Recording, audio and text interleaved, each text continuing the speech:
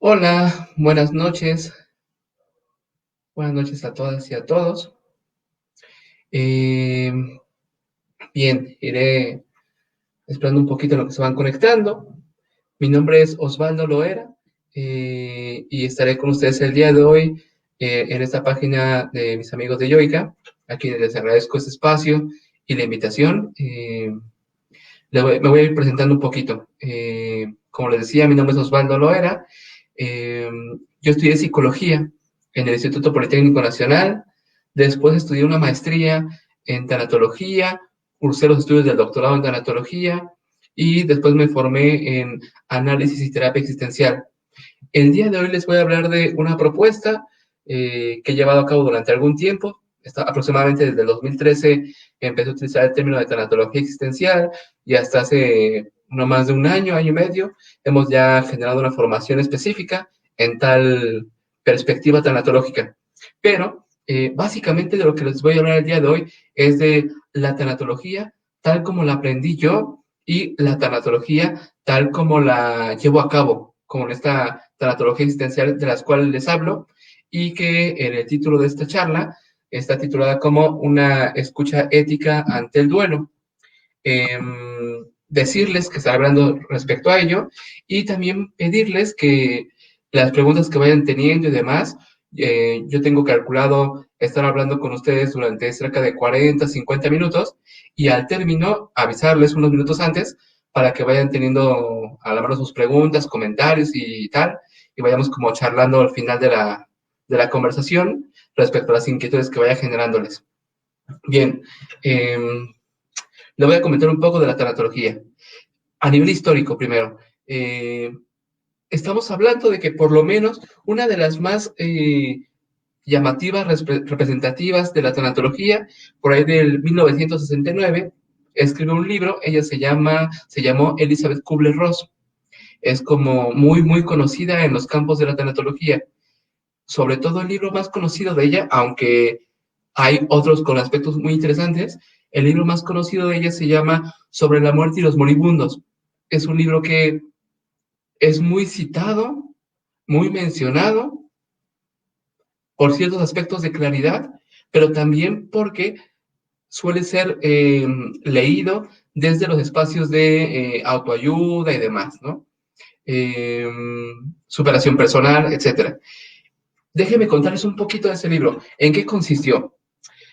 Resulta que la doctora Elizabeth Kubler-Ross, estando en el hospital, recibe a un grupo de seminaristas en teología, quienes le solicitan a ella realizar una investigación en torno a lo que ellos consideraban que era uno de los dilemas más importantes del ser humano, que es la muerte.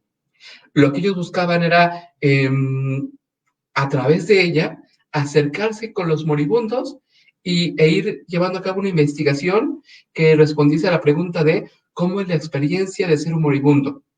Ellos creían desde la teología, es importante mencionarlo, desde la teología creían que la experiencia límite de la muerte era muy importante, una de las experiencias más importantes del ser humano. Entonces acuden a Elizabeth Kubler-Ross para llevar a cabo esta investigación. Déjenme señalar por acá lo interesante que resulta este guión, este acercamiento de la teología con la medicina, que va a dar lugar después a la tanatología. Más adelante volveré a este punto. Finalmente, Elizabeth Kubler-Ross retoma esta iniciativa por parte de los seminaristas en teología y llevan a cabo una investigación, lo cual a mí como tanatólogo y formador de tanatólogos y tanatólogas me parece muy importante. La primera parte del libro, sobre la muerte y los moribundos, estoy hablando de cerca de hasta la página 40 y tantos, 50 y tantos, corresponde a la metodología que utilizaron para llevar a cabo esta investigación. ¿En qué consistía? Lo que hacían Kubler-Ross y los seminaristas era reunirse con personas que habían sido diagnosticadas con una enfermedad terminal, ya en estados terminales, y lo que hacían era hacer preguntas respecto a cómo se sentían, qué necesitaban, cómo se sentían tratados, etcétera.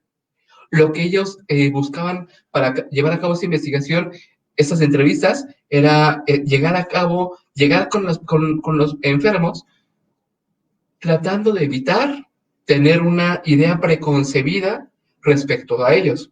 Incluso buscaban tener ciertos cuidados con respecto a un no querer saber de su diagnóstico para no tener como generar más ideas y fantasías respecto a su experiencia y tratar de estar lo más cercanos a su experiencia y luego transcribir, debatir, reflexionar y demás.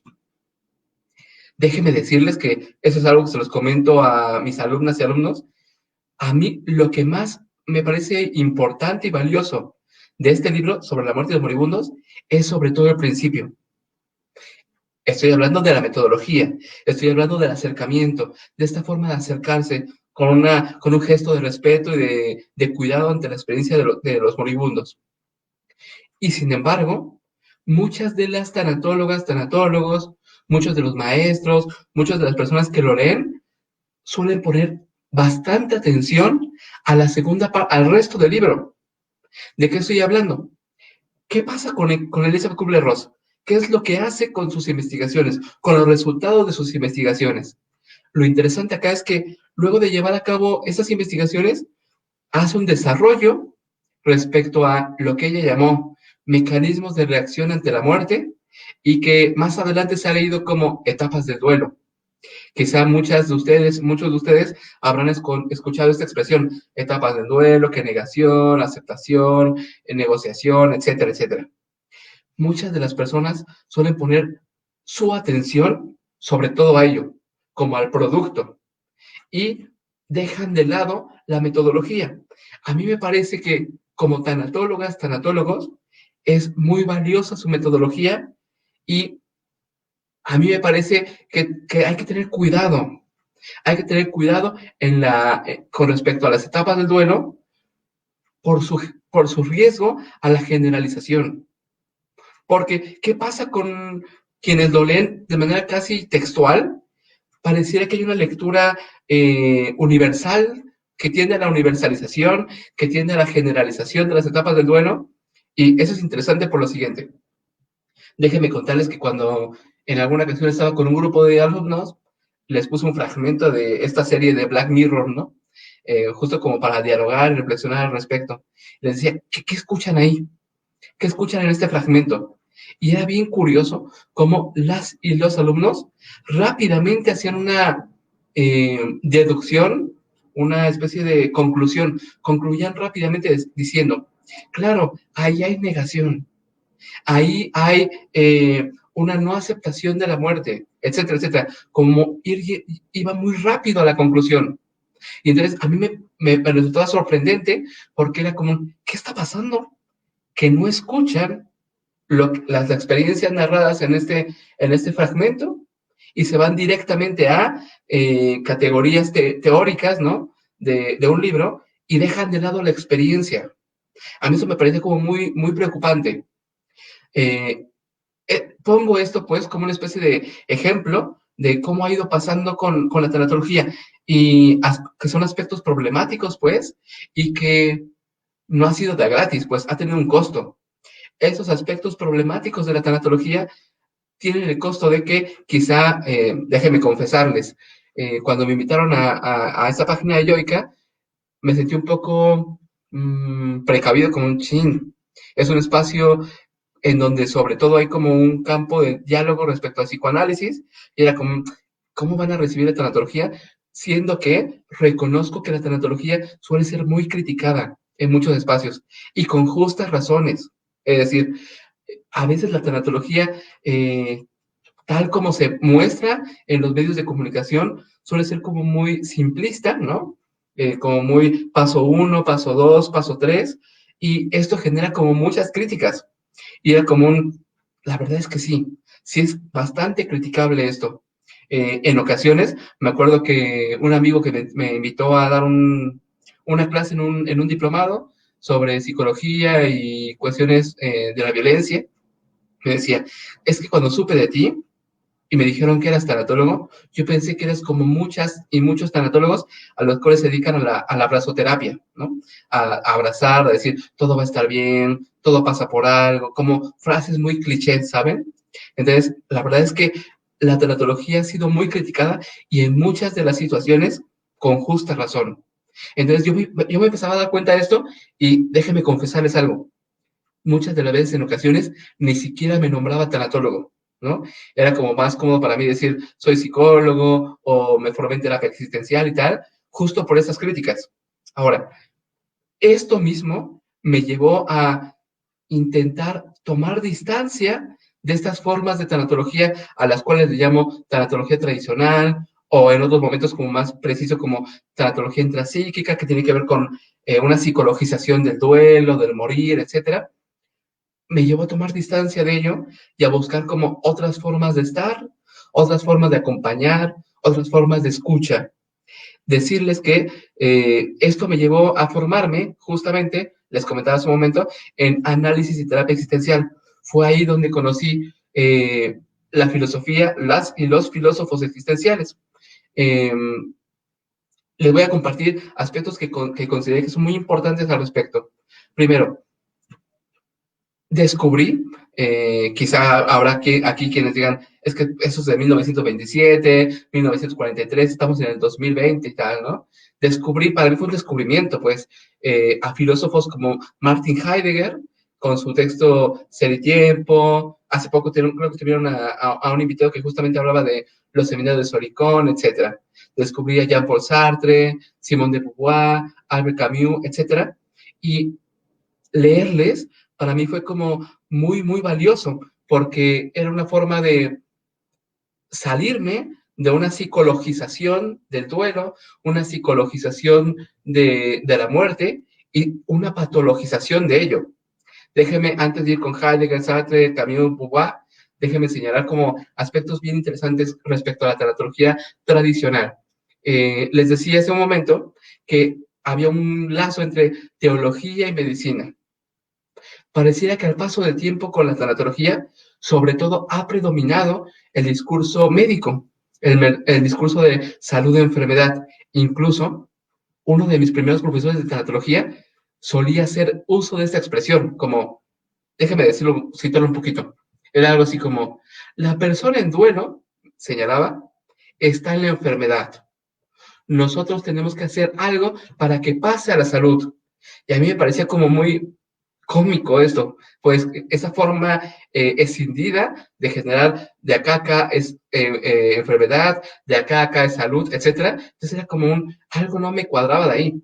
Y es interesante porque desde este tipo de expresiones se desglosan categorías como duelo patológico, duelo sano, etapa de duelo, caminos de duelo, ruta de duelo, y un sinfín de metáforas que tienen que ver con, en el fondo, una moral tanatológica, es decir, una prescripción de cómo se cree que es correcto vivir un duelo. Quizá, si pudiéramos como charlar un poquito al respecto, es como muy fácil llegar a nosotros ciertas expresiones como muy comunes, sitios comunes, pues, sobre ya déjalo ir, ya cierra el ciclo, acéptalo, cuando lloras no lo dejas descansar, todo pasa por algo, etcétera, etcétera. La tanatología tradicional está plagada de una moral que dicta, que prescribe cómo vivir la ausencia, cómo enfrentarnos a la ausencia. Entonces, decirles que era como, para mí, casi como avergonzante. ¿Y por qué era vergonzante? Porque muchas y muchos de mis consultantes no soportaban prescripciones, porque la existencia no soporta prescripciones. Entonces, a mí me pasaba esto, decirles que incluso escribí un libro en el 2016, este libro se llama La condición humana ante la muerte. Fue un trabajo ahí de discurso teórico, pues, básicamente fue lo que hice. Y pasaba que cuando yo estaba con mis consultantes y me hablaban de, encontré a mi hija colgada, mi esposo acaba de morir, torturaron a mi hijo, etcétera, etcétera, lo que venía a mí era como la teoría, ¿no? Pero no escuchaba a la persona. Y entonces, ¿qué pasaba con ello? Que las personas dejaban de acudir. Acá no estoy siendo escuchada, acá no estoy siendo recibida, ¿no? Entonces era como me daba cuenta, el problema no era un asunto meramente epistemológico, sino también práctico. y también político. Es decir, no hay problema con que cada quien crea en la epistemología de la cual parte. El problema me parece a nivel político con respecto al qué hacemos con la persona que tenemos enfrente. ¿Qué hacemos con esas ganas de decirle que hay una forma correcta de vivir y castigar, rechazar, excluir, evadir otras formas de experiencias? Entonces, por ahí va el asunto. De tal manera, entonces, que acudo a la fenomenología existencial. Fue así que me encuentro con filósofos como decía hace un momento Martin Heidegger, Jean-Paul Sartre, Simone de Beauvoir, Albert Camus, y encuentro en ellos aspectos como muy distintos a lo que aparece en la tanatología y que considero que desde ahí es posible otras formas de posicionamiento, de recepción y de escucha. Por ejemplo, pasa que en la tanatología hacen de la muerte una experiencia exclusivamente biológica. No significa que no lo sea, pero me parece que la muerte es mucho más que eso. Entonces, por ejemplo, es muy común que si ustedes ponen en YouTube tanatología, escuchen a tanatólogas pues, famosas, conocidas, ¿no? La encontrarán como, hay casi como una especie de estética de la tanatólogo, que es como de cara linda, sonriente, que pareciera resuelta ante la vida, ¿no? Como un yo ya sé vivir. Es interesante eso. Eh, entonces, es muy común que escuchen por parte de ellas expresiones como la muerte es natural, es parte del ciclo, hay que aceptarla porque es algo completamente normal. Notemos cómo estos discursos llevan como un trasfondo biologicista, haciendo la muerte casi como lo aprendimos en la primaria, recordarán, ¿no? Esto de uno nace, crece, se reproduce y muere, ¿no? Hacer de la muerte parte de un recorrido biológico, lo cual no significa que pueda ser leída la muerte desde ahí, pues. Pero me parece que mis consultantes no pasaban por ahí. Es decir, no les aliviaba a él, pues es normal, acéptalo, es parte de la vida. Es decir, eso no permitía una comprensión de su experiencia.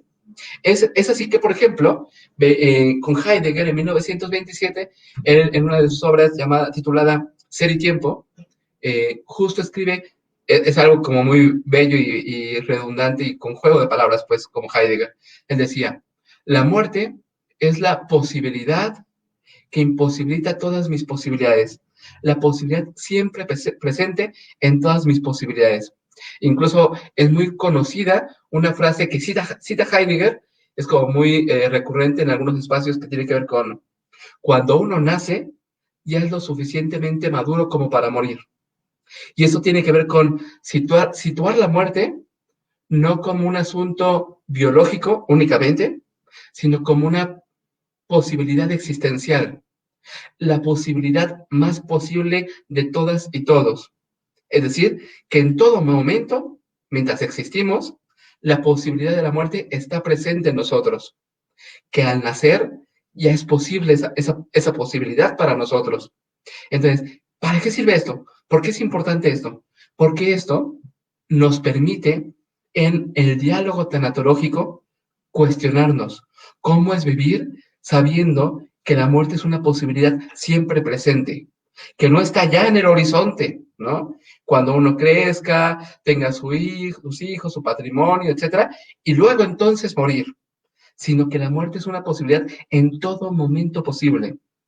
Esto permite, a mi parecer, esto permite una posibilidad enorme de reflexión, de exploración tanatológica, cosa que no pasa cuando desde una tanatología tradicional ya se da por sentado la respuesta. Para quienes dicen, ya tengo la respuesta porque la muerte es natural, ahí ya no hay posibilidad de diálogo, ahí ya no hay posibilidad de conversación, ya no hay posibilidad de preguntas, porque es una respuesta que cierra. Esto, por ejemplo, con Heidegger. Por ejemplo, con respecto a Sartre. Sartre escribe una obra que a mí me parece muy, muy valiosa, que es El ser y la nada, entre otras, y a mí me parece que el trabajo filosófico que realiza Sartre nos puede permitir, es decir, Sartre no hace un trabajo específicamente de la muerte, aunque hay teóricos que van retomando como lo tanatológico de cada filósofo. En fin, Sartre dirá, somos lo que hacemos con lo que hicieron de nosotros. Somos lo que hacemos con lo que hicieron de nosotros. Cuando yo leí esta frase, que aparece, para ser más preciso, en el prólogo que realiza a Los Condenados de la Tierra de Frantz Fanon, ahí es donde Sartre escribe esta frase, a mí me parecía como muy valioso, porque, sobre todo, para hacer una lectura de la experiencia del duelo. Hay quienes, los tanatólogos tradicionales me refiero, dice, hacen de cada pérdida un duelo. Es como una especie de conclusión y casi reducción de toda pérdida es un duelo. A mí me parece muy peligroso eso, porque justo este tipo de lógicas son las que les hacen a mamás, papás, profesores, profesoras, etcétera, que donde ven una pérdida es un tienes que ir con el tanatólogo, porque estás en duelo. Hacen de toda pérdida una lógica que concluye a pérdida igual a duelo. Y no creo que siempre sea así. Lo que nos enseñan nuestros consultantes es que no toda pérdida se vive como un duelo. A mí me parece que resulta mucho más rico hacer una lectura existencial del duelo. Dicho de otro modo, decía con Sartre, somos lo que hacemos con lo que hicieron de nosotros. A mí me parece que el duelo no es el hecho. El duelo no es la pérdida. El duelo es lo que hacemos con la pérdida. Siempre y cuando sea una pérdida vivida y que nos resulte como valiosa a nivel de exploración, a nivel de experiencia. Porque decía hace un momento, no toda pérdida se vive como un duelo. Me acuerdo de una consultante que me decía ella en algún momento, es que murió mi papá y todos creen que tengo que llorar, todos creen que debo llorar. Y la verdad es que no me siento triste. No me siento triste y me siento incómoda de que crean que soy una mala hija por no quererle llorar. Y no puedo sentirme triste por él debido a tal y tal y tal. Y yo me decía, al contrario, me siento muy alegre de esto, me siento muy aliviada, porque para mí no pasa por ahí. Entonces, en ocasiones cuando concluimos tan rápido y decimos, toda pérdida es igual a un duelo, quizás se nos escape algo, se nos escape el otro, se nos escape su experiencia. Entonces, creo que existencializar el duelo nos permite poner en pregunta la experiencia del otro y no en respuesta. A mí me parece como muy peligroso andar por la vida con respuestas a todo, sobre todo para quienes nos dedicamos justamente a este tipo de trabajo, que es el acompañamiento. Más adelante explicaré un poquito más con más claridad a qué me refiero con lo del acompañamiento. Un tercer momento, como a modo de ejemplo, tiene que ver con Albert Camus. Albert Camus, él, quizá algunos de ustedes lo recordarán con una de sus obras más como famosas o leídas, que tiene que ver con el mito de Sísifo, ¿no? En este libro, El mito de Sísifo, Camus comenzará señalando que el suicidio, por ejemplo, es uno de los temas más filosóficos. Preguntarnos si vale o no la pena vivir es la pregunta filosófica para Albert Camus. Pregunta que no se hace en la tanatología. Quizá algunos de ustedes encontrarán como en varios espacios y portales de tanatología que ya dan por sentado un rechazo del suicidio. Incluso hay como campos de prevención ante el suicidio, hay que descartarlo, hay que rechazarlo, etcétera, etcétera. No digo con esto que haya que estar, que haya que hacer una campaña en pro del suicidio. Lo que digo es que hay que cuestionarnos qué está pasando con nuestra vida. ¿Merece la pena vivir nuestra vida tal como la estamos viviendo? Déjeme señalar un asunto como muy preciso. Es muy común y muy frecuente que se haga uso de la expresión de hay que buscar muertes dignas. Hay que preguntarnos, ¿qué es una muerte digna? ¿Qué se requiere para una muerte digna? ¿De qué hablamos con respecto a una muerte digna? ¿Para quiénes es posibilidad una muerte digna? ¿En qué medida la muerte digna en ocasiones es un privilegio? Un privilegio que tiene que ver con aspectos sociales, políticos y económicos. ¿Quiénes no tienen derecho a una muerte digna? hace unas semanas grabé justo una cápsula respecto en donde decía, no, es complicado aspirar a una muerte digna en lugares donde no es posible una vida digna. En esta cápsula hablaba justo de las experiencias del duelo vinculadas con la violencia, desapariciones, feminicidio, homicidio, delincuencia, etcétera, etcétera. Les comentaba yo ahí que es complicado buscar y promover muertes dignas donde no hay vidas dignas.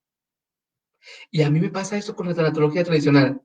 Va como muy a la ligera, prescribiendo formas de vivir, formas de morir, formas de llorar, sin tener en consideración las posibilidades existenciales de las personas que acuden y están viviendo estas experiencias. Decía hace un momento, es más fácil prescribir que vivir. Son cosas completamente distintas. Y algo así me parece que es posible a partir de Albert Camus. Albert Camus no promueve el suicidio, sino lo que hace es preguntárnoslo. ¿Vale la pena? ¿En qué momentos sí y en qué momentos no? ¿Bajo qué condiciones es posible vivir? ¿Y bajo qué condiciones no resulta vivible la vida? No resulta vivible nuestra vida. Y creo que es una pregunta que resulta muy potente en el acompañamiento tanatológico. En cambio, vuelvo a situarlo. Dar por sentado tienes que vivir a costa de lo que sea, bajo cualquier circunstancia, puede ser no solo peligroso, ahora diré cruel. Puede ser bastante cruel.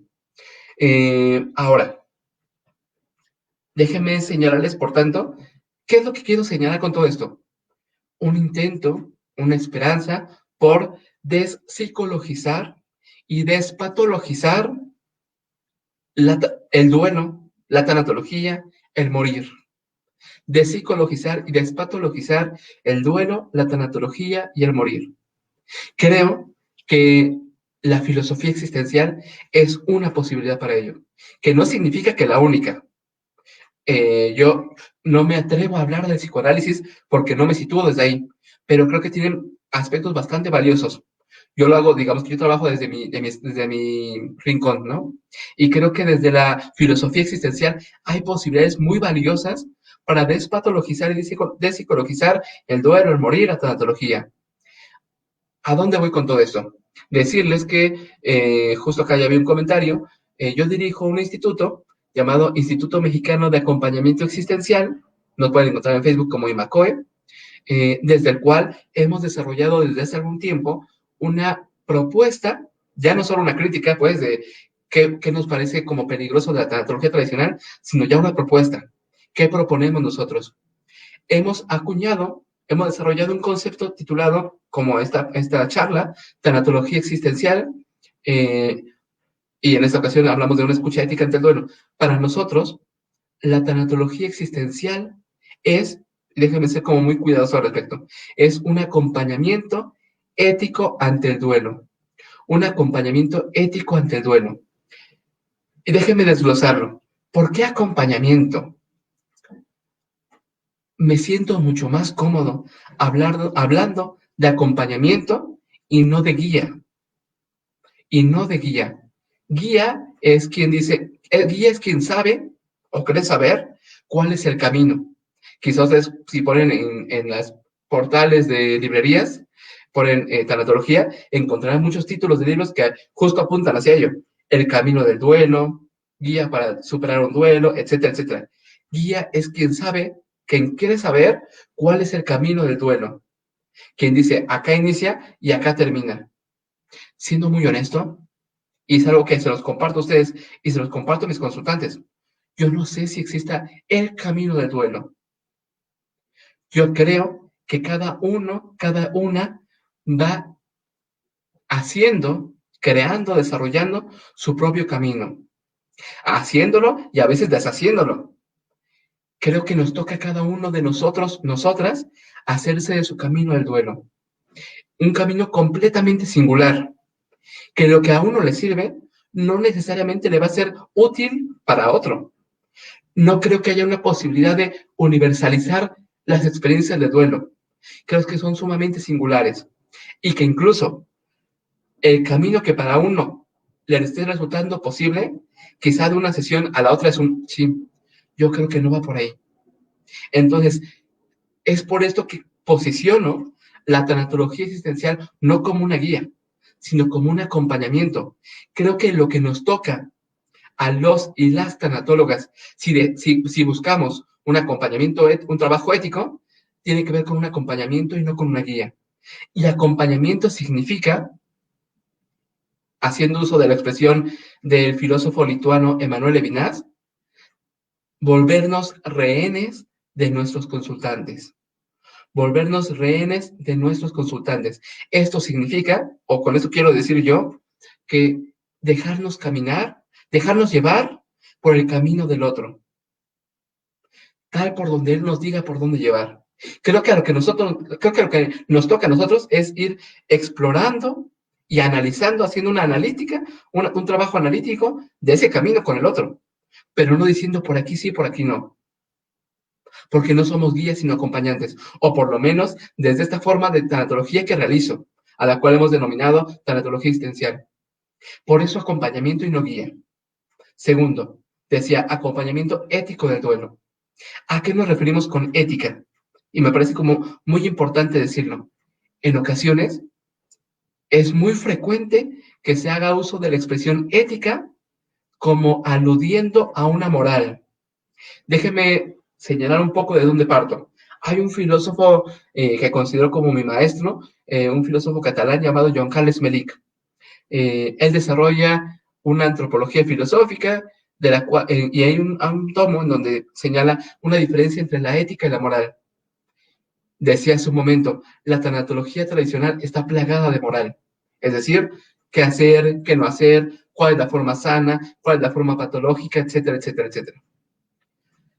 La ética, para Joan Carles Melic, retomándola desde Manuel Levinas, desde Michel Foucault y desde Friedrich Nietzsche, la ética no tiene que ver con una lista de qué es lo correcto y lo incorrecto, sino la ética como una respuesta al sufrimiento del otro.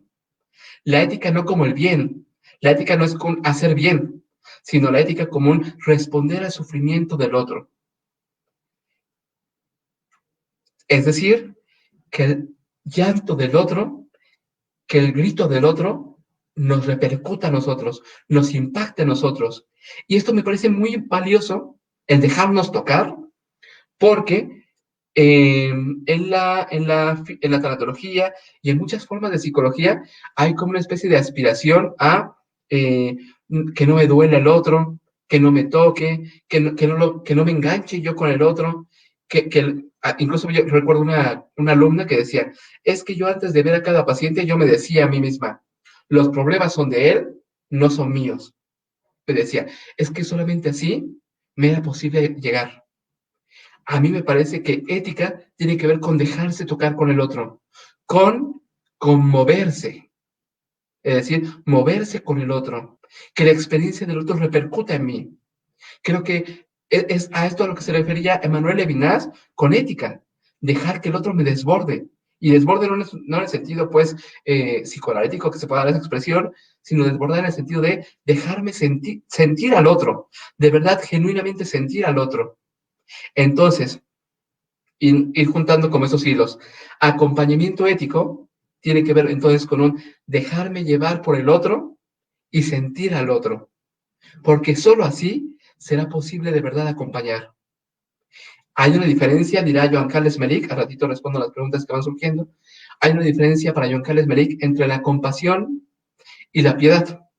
La compasión tiene que ver justo con un ponerse al lado del otro, sentir al otro, que, ojo acá, sentir al otro no es a lo que muchas veces de forma como simplista se refiere uno con empatía. Recordarán esas expresiones sobre empatía de ponerse en el lugar del otro, ponerse en los zapatos del otro, etc. Desde la forma de tanatología existencial que desarrollo y en la cual formo a tanatólogas y tanatólogos, no creemos que lo importante para el acompañamiento sea la empatía, sino la compatía, la compasión. Es decir, no digo sentir al otro. Yo nunca siento perdóneme, no digo sentir lo que siente el otro. Yo nunca puedo sentir lo que el otro siente, pero sí que siento al otro. Siento a un otro llorando frente a mí. Siento a un otro doblándose de dolor frente a mí. Esa es la diferencia entre la compasión y la empatía. Entonces, el acompañamiento ético ante el duelo, la tanatología existencial, se apoya más de la compatía que de la empatía. Esta expresión de compatía la retoma Joan Carles Melic del poeta Octavio Paz, que en el libro de La llama doble hace uso de esta expresión, compatía. Y a mí me parece como una posibilidad bellísima de poder hacer un posicionamiento distinto con respecto a la escucha del dolor. Ahora, entonces estamos diciendo que la tanatología existencial se promueve la promovemos nosotros como un acompañamiento ético ante el duelo. Por último, bueno, para irme acercando ya al final, aún no por último, ¿qué entendemos? ¿Cómo entendemos el duelo? Recordarán como fácilmente expresiones como el duelo, como cerrar el duelo, terminar un duelo, superar un duelo, etcétera, etcétera. Para nosotros, la experiencia del duelo no es algo que se supere, no es algo que se cierre o se concluya. Justo, déjeme hacer como un jueguito ahí entre Heidegger y la filósofa Judith Butler, pese a las cuestiones políticas de distancias enormes entre ellos, por supuesto. Heidegger, en Ser y Tiempo y en los seminarios de Solicón, describirá el ser humano, el ser que somos, como un Dasein. Quizá esto quede mucho más claro con una transmisión, un live que hicieron hace poco, en donde hablaban justamente de Heidegger. Para Heidegger, el ser que somos es un ser en apertura. Incluso lo dibuja él en los seminarios de Silicón como un círculo. No, no es un círculo, pues, porque no está cerrado, sino casi un círculo, un círculo abierto, pues, por así decirlo. Dado que somos apertura durante toda la existencia, no hay posibilidad de un cierre. ¿Cómo lo vemos esto? Llegan conmigo consultantes diciéndome, es que yo ya había superado esto. Yo creí que ya había cerrado esto. No sé por qué me sigue doliendo. No sé por qué lo sigo soñando. Si yo creí que ya lo había dejado atrás. Justo eso tiene que ver con la forma en que nos concebimos, pues, reconociendo que somos seres en apertura, podemos reconocer que nuestras experiencias también están en apertura. Mientras vivimos, nuestras experiencias existen con nosotros. Las vamos moviendo, las vamos tejiendo y destejiendo como Penélope, pero siguen con nosotros. Déjeme saltar ahora con Judith Butler. Judith Butler hará uso de la expresión del duelo como un duelo infinito. Y me parece una belleza epistemológica y por sus consecuencias políticas. El duelo como un duelo infinito, que no significa dolor infinito, pero sí duelo infinito en tanto que somos seres de memoria. Por ejemplo, esto lo vemos con completa claridad, me lo parece, en fechas en México como estas, 1 y 2 de noviembre, en donde ponemos nuestra ofrenda, recordamos a nuestros muertos, etcétera. Conmemoramos, hacemos memoria con otros. ¿Por qué es posible esto? Justo por un duelo infinito, porque habitan en nosotros mientras existimos. Decía hace un momento, duelo infinito que no es dolor infinito. Duelo infinito en tanto que somos seres de la memoria. Y en tanto que somos seres de memoria, los otros dejan de estar con nosotros para estar en nosotros. Mientras existimos, existen en nosotros. Y a mí me parece una chulada esto, porque permite reconocer el duelo como una experiencia que habita en nosotros.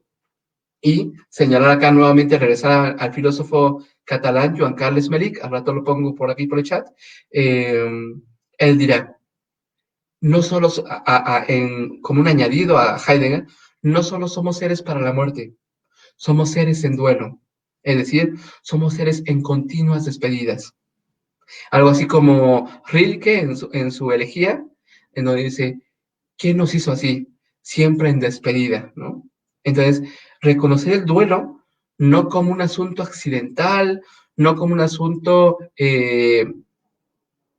ajeno a la existencia, sino un asunto constitutivo del existir. Por supuesto, también el nacimiento, como Hannah Arendt, nacerle a la vida, crear, iniciar, por supuesto, pero también despedirnos, vivir despidiéndonos, así como vivir iniciando, por supuesto.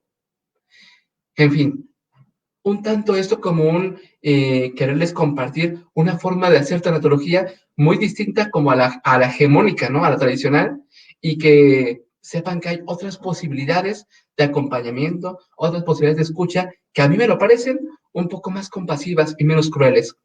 Creo que la tanatología, decía hace un rato, plagada de moral, puede en ocasiones ser sumamente cruel desde estos imperativos categóricos de él, cómo debes vivir un duelo, cómo debes llorar, cuánto tiempo dolerte, etcétera, etcétera. A mí me parece que son cosas como que hay que tener mucho cuidado con ello. Decía un antipsiquiatra, creo que fue Tomás Sass, decía algo así como, si tienes la idea de que tu terapeuta puede encerrarte en caso de que pienses en el suicidio, sal de ahí, ¿no? Yo diría como parafraseando, si tienes la sospecha de que tu tanatólogo te va a decir cuánto tiempo debes llorar, sal corriendo de ahí, ¿no? Creo que a nosotros como tanatólogos, tanatólogas, no nos toca eso, nos toca acompañar, ir tejiendo y destejiendo la experiencia del vivir en duelo, la experiencia de vivir despidiéndonos y generar un espacio de hospitalidad en donde sea posible preguntarnos cómo vivir en la ausencia de los seres que amamos. Creo que esa es la gran pregunta tanatológica. ¿Cómo vivir en la ausencia de los seres que amamos? Bien, ya me voy acercando al final. Yo creo que unos 3 minutitos más para que vayan, si tienen alguna duda o comentario, vayan poniéndola acá por el chat e iré retomando algunas de sus preguntas y tal, ¿no? Eh, Déjenme aprovechar estos últimos minutos para señalar que, por fortuna, existe la posibilidad de crear otras formas de tanatología, ¿no? La tanatología existencial no es mejor que otras. Siendo honesto, no es mejor que otras, pero tampoco peor que otras. A mí me hace mucho sentido esta forma de estar y de acompañar. Creo que es valioso que sigan creándose otras formas de tanatología y que sepan ustedes que acá hay como un caminito, ¿no? Bueno, no, acá hay un rincón desde donde escuchar, que es la tanatología existencial. Decirles también que últimamente a nosotros como Instituto Mexicano de Acompañamiento Existencial nos es como muy importante seguir cuestionándonos y cuestionándonos porque sería como muy paradójico llegar a decir, ya tenemos la respuesta, ¿no? Al sufrimiento y aquí está la tanatología existencial, ¿no? Sería como contradictorio, evidentemente decirles que seguimos cuestionándonos la forma en que trabajamos, seguimos cuestionándonos la forma en que escuchamos y acompañamos. De ahí que ahora nos estamos planteando como el cómo hacer de la tanatología existencial una forma de acompañamiento cercana al contexto latinoamericano en el que vivimos.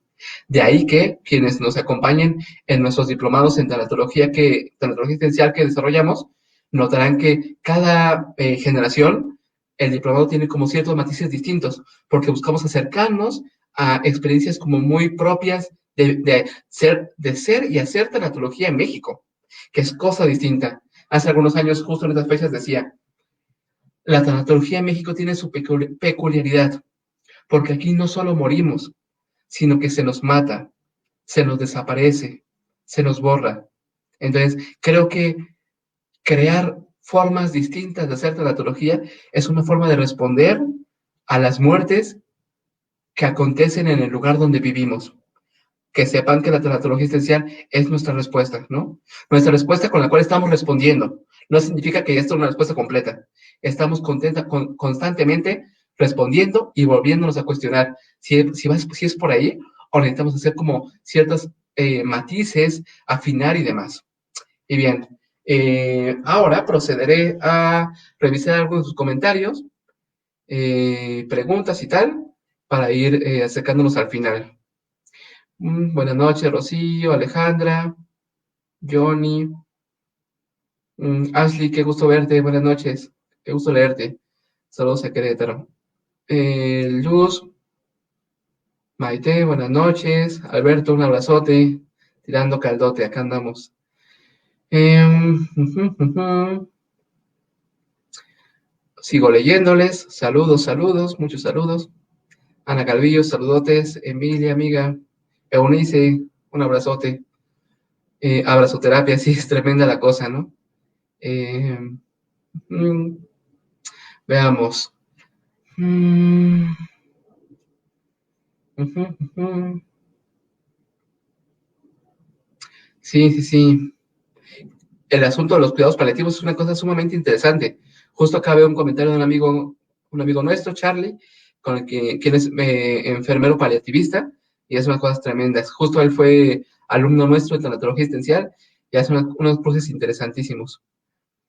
Dice Carol, cierto, y se olvida la persona, las características y experiencia individual, y solo enfocándose a los métodos, pasos muy cristalizados. Así es, Carol. Eh, ujú. Sí, La condición humana ante la muerte, así se llama mi libro. Lo pueden encontrar en la editorial, en la librería Herder de la Ciudad de México. Se lo pueden llevar a cualquier parte de la República. Mi querido Jorge, Alberto, hay varios, varios. Dice María Patricia, el hombre es una posibilidad lanzada al mundo. La muerte es la única certeza. Ahí está Heidegger, feliz con esto. Ahí están nuestros contactos, ¿no? En el chat del Instituto Mexicano de Acompañamiento Existencial. Ahí vienen nuestros correos y demás. Mm, ujú. Es interesante esa pregunta de César. ¿Cómo se crea ese diálogo ontológico ser-ser? Decirte, César, que la tanatología existencial se sostiene en una ontología, la ontología existencial, pero que no hace de la ontología la respuesta, sino que a partir de la ontología nos preguntamos por la onticidad, por lo óntico. Dicho de otro modo, lo ontológico para nosotros es un ser para la muerte, ser en posibilidad, ser condenados a la libertad, a la Sartre, etcétera, a nivel ontológico, pero lo que nos importa a nosotros es cómo nuestro consultante vive ser para la muerte. Cómo es para él estar arrojados hacia la muerte? ¿Cómo es para él tener que elegir su vida? Etcétera, etcétera. Notemos que lo que nos importa en la tanatología existencial no es lo ontológico, sino lo óntico, lo singular de cada consultante.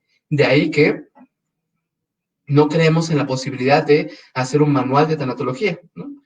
Ni una guía para todos y todas. Creemos en la singularidad. Creemos que es valioso escuchar la singularidad. Dice Olinka, cada quien camina su duelo, caminante no hay camino, ni caminante. Philip Arié escribió Muerte en Occidente, la historia de la muerte, un gran historiador, Philip Arié. ¿Cómo se llama el filósofo? Sandra, querida Sandra. Eh, no sé a cuál de todos los que mencioné, me imagino que adelantito puso No Spin, Joan Carles Melic, filósofo catalán, también hablé de Heidegger, Martin Heidegger, Jean-Paul Sartre, Albert Camus, Emmanuel Levinas, filósofo lituano, muy importante para nosotros. Cintia Noemí, excelente plática. Quiero informes para el diplomado presencial de febrero. Muchas gracias, Cintia. Ya estamos justo el día de mañana. Iniciamos inscripciones. Dice Carol, totalmente de acuerdo, cada quien lo vivirá desde su propia experiencia, porque tenemos diferentes creencias, historias de vida, ideologías, momentos, tiempos y procesos muy individuales y específicos, por eso es peligroso sistematizar, generalizar o imponer procesos que al final son ideas y que si no cabes dentro de esas ideas, está mal o a diferencia que cuando miramos al otro lo acompañamos con su propia historia, procesos, experiencias e ideas.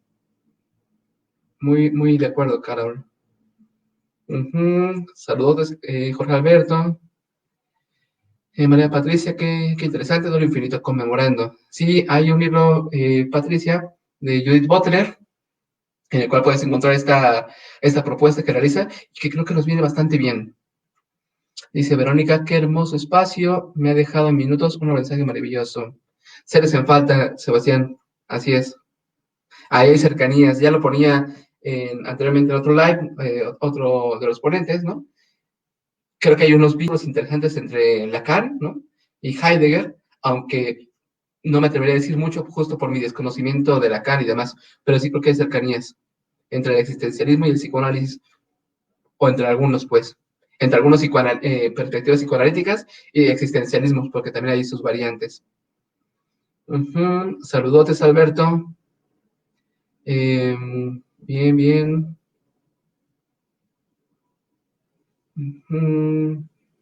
Pregunta Roberto, ¿el duelo tiene como meta matar al muerto? A mí, por lo menos desde acá, no sé desde otras perspectivas, Roberto, pero desde la perspectiva existencial que nosotros trabajamos, lo que hacemos con el duelo tiene que ver con una especie de esfuerzo, ¿no? Trabajo, de trasladar nuestra experiencia existencial, nuestra relación, sí, un esfuerzo por el movimiento relacional que hacemos con nuestros seres amados, de estar, decía hace un momento, de estar con nosotros a estar en nosotros, porque desde esta perspectiva, la muerte no termina con la relación, no termina con la relación, la modifica, cambia la relación en muchos sentidos. Lo que nos toca a nosotros como tanatólogos y tanatólogas desde la perspectiva existencial en específico es justo acompañar esa modificación de la relación, en donde ya no hay ya no hay un ida y vuelta, pero sí hay memoria, sí hay nostalgia también, sí hay añoranza también, hay anhelos, etcétera, etcétera. Cambia la relación, pero no se termina la relación. Y no hablo acá de cuestiones post-mortem, ¿no? Sino completamente desde la existencia. Así es, Alberto, tengo mi libro de La condición humana ante la muerte, de venta en editorial, en la librería Heidegger, en la librería Herder, quiero decir Heidegger.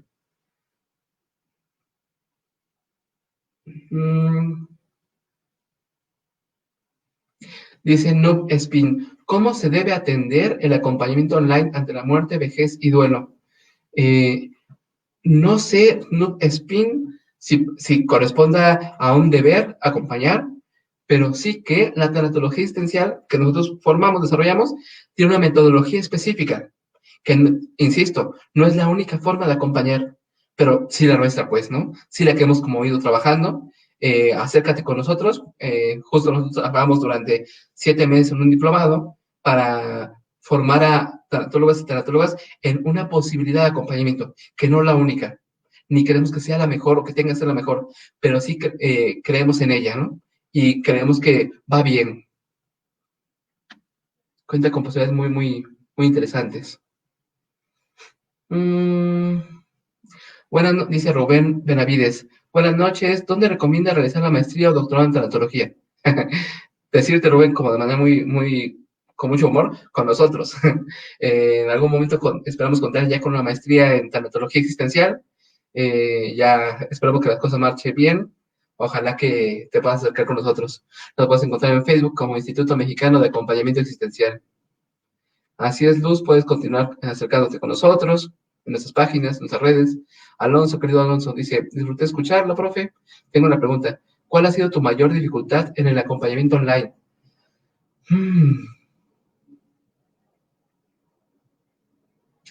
A mí me parece, Alonso, que lo que para mí ha sido más complicado en lo online tiene que ver con los problemas de transmisión a nivel de plataformas, a nivel de red, ¿no? De red digital me refiero. Creo que esa es una gran barrera en ocasiones, sobre todo para personas que desde sus comunidades no cuentan con una buena señal de Internet, ¿no? Creo que por ahí hay un aspecto como que es importante tener en cuenta. No todos poseen la posibilidad de tener su laptop, su celular, etcétera. A veces es complicado. Creo que es importante tenerlo en cuenta para buscar otras formas de acompañamiento. Decirles, por ejemplo, hace poco conocí a una persona en Paraguay que hace terapia sin consultorio. Él lo hace en las plazas, ¿no? En lo que acá conocemos como, pues, los parques, ¿no? Entonces, hay que cuestionarnos, si hay otras posibilidades de escucha y de acompañamiento, sus implicaciones, sus propios contextos, sus propias dificultades, pues, pero quizás no todos cuenten con un celular, quizás no todos cuenten con la posibilidad de acudir al consultorio y demás. Veamos, respondamos, pues, y cuestionémonos. No dejamos de cuestionarnos. Dice Olinka, son graves las guías y las moralinas y los terapeutas que solo aprenden de libros y sobre una postura de ese supuesto saber. Confunden y lastiman al consultante al querer dirigir lo que tiene vida propia, el duelo. Excelente charla, gracias. Coincido contigo, Olinka. Derli, un abrazote hasta Perú. Cursos en Puerto Verónica, sí. Eh, Nosotros ofertamos un diplomado en tanatología existencial de manera presencial y online.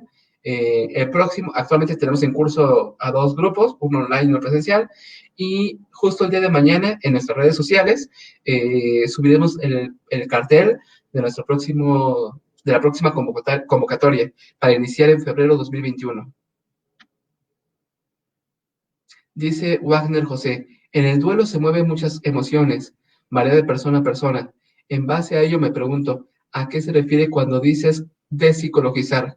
Claro, Wagner, con despsicologizar el duelo me refiero particularmente a creer que todas las personas viven el duelo, sus duelos, a partir de etapas. Ojo, acá mencioné específicamente a Elizabeth Kubler-Ross, ¿no? Con sus tan famosas y conocidas etapas del duelo, pero la historia de la tanatología ha sido la historia de las etapas de todo, ¿no? He conocido a muchas tanatólogas y tanatólogos que van sumando etapas, ¿no? Y hay procesos de 16 etapas, etcétera, etcétera. Está muy bien a nivel de teoría, ¿no? A nivel de sistema, pero no sé si todos pasen por ahí. Entonces, con despsicologizar es un tanto como traicionar los sistemas y escuchar. Creo que es valioso eso, atrevernos a traicionar los sistemas y escuchar a quien tenemos enfrente. Nos quedan unos minutitos. Dice, ya se echa todos 40 minutos. Es que tengo que ir a hacer otras cosas, ya. Mm, mm, Déjenme ir cerrando. Dice, querido Marco Polo, aparte de tu libro La condición humana ante la muerte, ¿qué más recomiendas leer para acercarnos a la tanatología existencial? Sí, creo que me parece que tú leíste mi libro, muchas gracias por ello. Ese libro lo escribí antes de todo esto, desde la antropología de la muerte y demás. Actualmente están por salir algunos tomos, algunos capítulos míos en algunos libros ajenos, ¿no? Ya te los estaré compartiendo, lo compartiré en redes sociales. Estoy escribiendo un libro desde hace como medio año, me está gustando mucho y yo espero que pronto nazca a la Hannah Arendt y con gusto te lo haré llegar, Marco Polo, y es mi propuesta de hacer tanatología existencial, ¿no? Desde por ahí. Entonces, nada más tenme un poquito de paciencia. Nos quedan pocos minutos porque tengo algunas actividades que realizar, solamente, y hay bastantes comentarios, bastantes. De antemano, como agradecerles todos sus comentarios, sus flores, ¿no? Sus saludos y tal. Ya nuestros amigos de Yoica, si es posible, me enviarán sus comentarios y más adelante los responderé con más calma. Solamente agradecerles que estén acá, que se hayan conectado, este diálogo que surgió, ¿no? Estas preguntas, comentarios. Espero que esta charla haya servido por lo menos para generar inquietud, ¿no? Y generar como dudas y tal. Y bueno, si a alguien le interesa esta propuesta, pueden acercarse con nosotros en nuestras redes sociales y finalmente pues agradecerles su espacio, que hayan estado por aquí y agradecerles a Yoica esta invitación, está bien bonito, decirles que estaba como muy ansioso de chin, qué tal si puros psicoanalistas y quisieran que hablara desde ahí, cuando yo pues hablo desde otros lugares, pero es lindo saber que hay espacios para el diálogo, para la posibilidad de otros discursos. Muchas gracias a todas y a todos. Pasen una bonita noche y pues ahí, por ahí seguimos en contacto. Saludos y saludos. Saludos para todos y abrazos.